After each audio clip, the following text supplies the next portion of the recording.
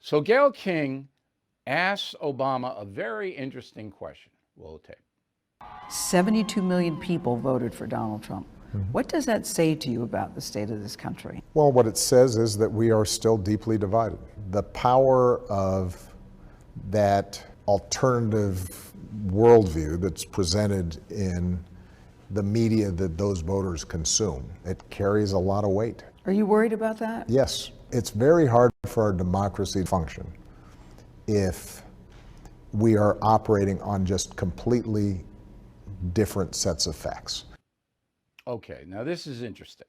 So according to President Obama, and 74 million, not 72 million, Gayle, voted for Trump. Those 74 million live in an alternative world. An alternative world. They don't live in his world or the real world. They're all alternatives, okay? And that the news they consume, and this has got to be part of that, the no spin news, all right, is feeding them, all right, a false view of the world. That's what that soundbite was all about.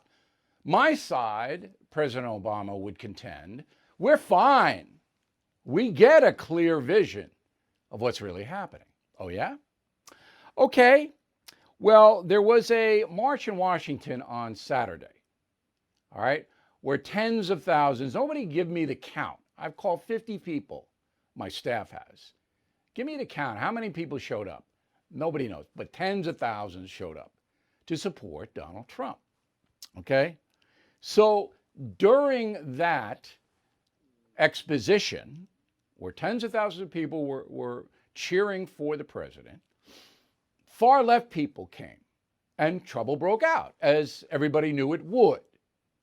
All right.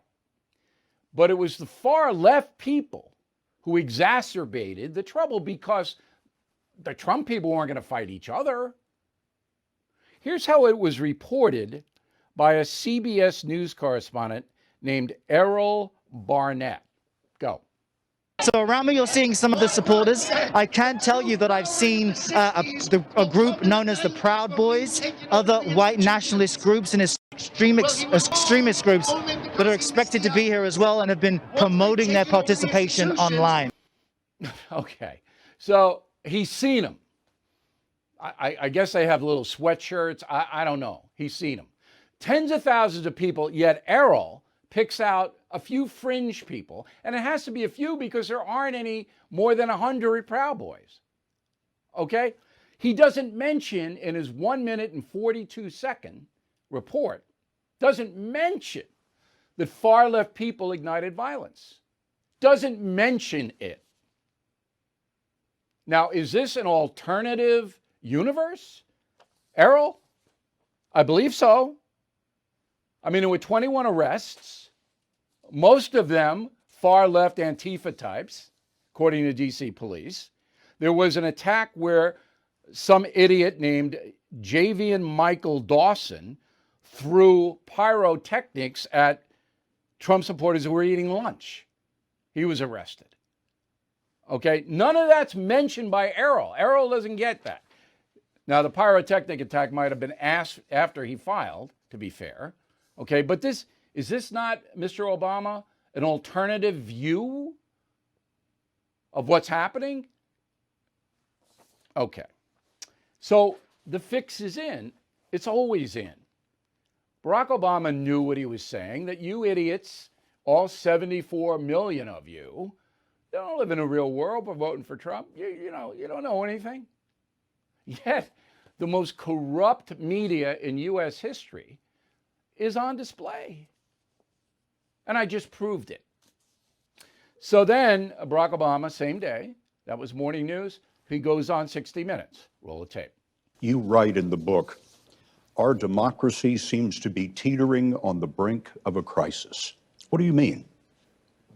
We have gone through a presidency that disregarded a whole host of basic institutional norms,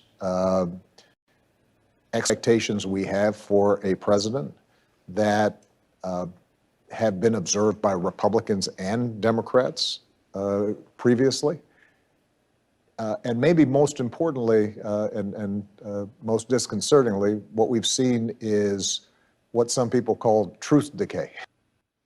Very witty, truth decay. Isn't that nice? All right, now this is what I tweeted right after I watched Mr. Obama on 60 Minutes. Put it up on the screen. Quote, Barack Obama on 60 Minutes was articulate and self-righteous, no surprise.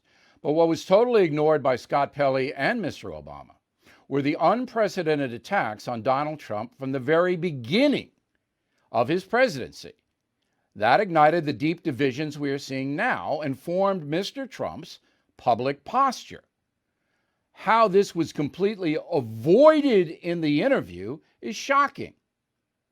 Please visit BillO'Reilly.com for honest news coverage. So Barack Obama is saying that President Trump has disregarded previous norms. And that's true. That's true. But why did he do that? Why? Maybe because he was framed by the FBI in Russian collusion. Maybe because that impeachment thing, which was totally insane and an insult to this country, was bogus from the jump.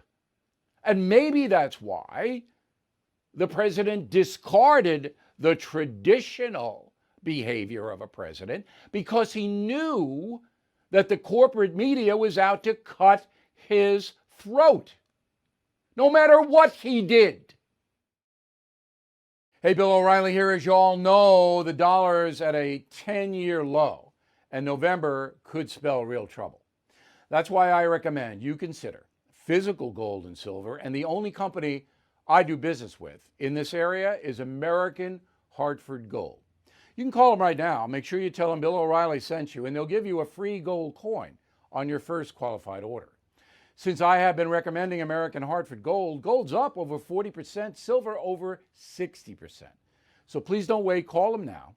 877-444-GOLD Gold. 877-444-GOLD Gold, or text GOLD to 65532.